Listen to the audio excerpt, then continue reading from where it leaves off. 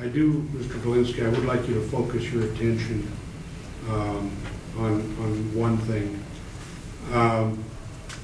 Your lawsuit asks for injunctive relief, and which may or may not occur. Your motion asks for a temporary injunction, and I think you have correctly outlined what you need to show to get temporary emergency relief. That's the way it needs to be looked at. And I'd like you to focus your attention on the requirement that you show that actual and substantial damage is going to occur to somebody if there is not an immediate restraint without the benefit of a trial. Okay. And just let me say that normally when court is looking at motion for temporary injunction, it's looking at things like a parent is threatening to remove a child from the jurisdiction of the court so that the child and parent are beyond the court's jurisdiction. One party is cutting down trees that the neighbor claims are his. And if you wait till trial's over, you've got a clear cut. One party is blocking another neighbor's entry to his home, claiming he doesn't have an easement. There is a strike that may threaten public safety or national security or the ability of children to go to school or shut down a hospital in the case of a nurse's strike. Those are the typical temporary injunction situations. Yours seems dramatically different than those. I think I make it clear in my pleadings that I've got, according to Article 1, Section 5 of the Washington State Constitution, I'm permitted to freely speak and publish about anything I want. I'm responsible for what I say. And so the restrictions that the Board of County Commissioners puts on their meetings infringe on my particular right to speak freely, because it tells me that I can't talk about individuals, I can't talk about groups of individuals.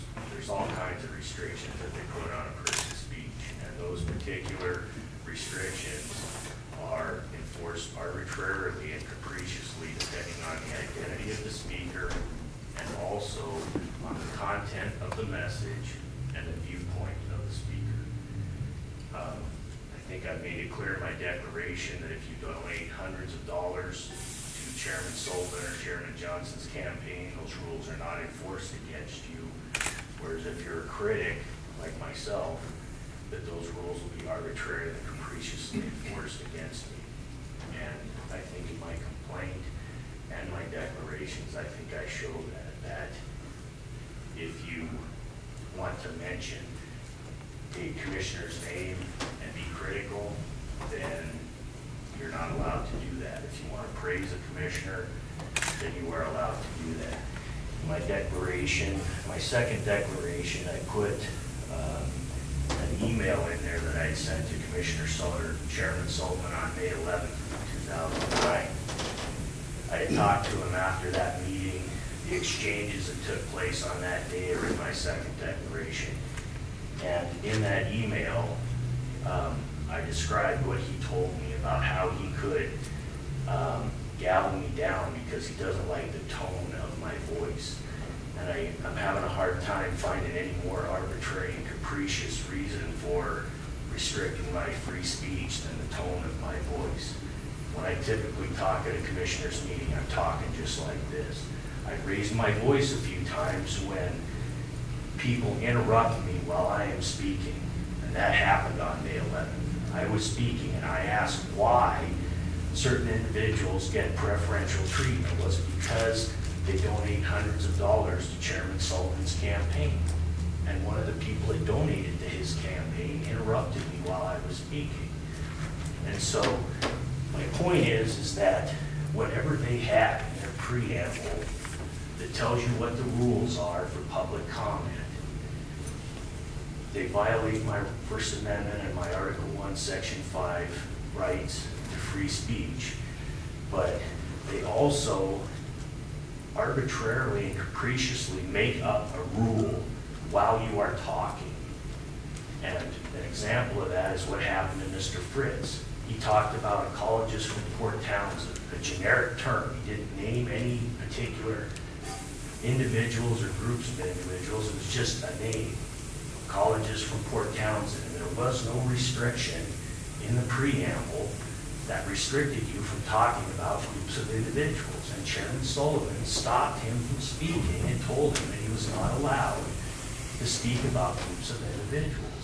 And so I think my brief makes it clear that, you know, unbridled discretion in the hands of a government official is, you know, it ends up being censorship, and it ends up being prior restraint, and it violates my First Amendment right. So I'm trying to, you know, specifically address what you're saying. My point is that public comment is open to anybody.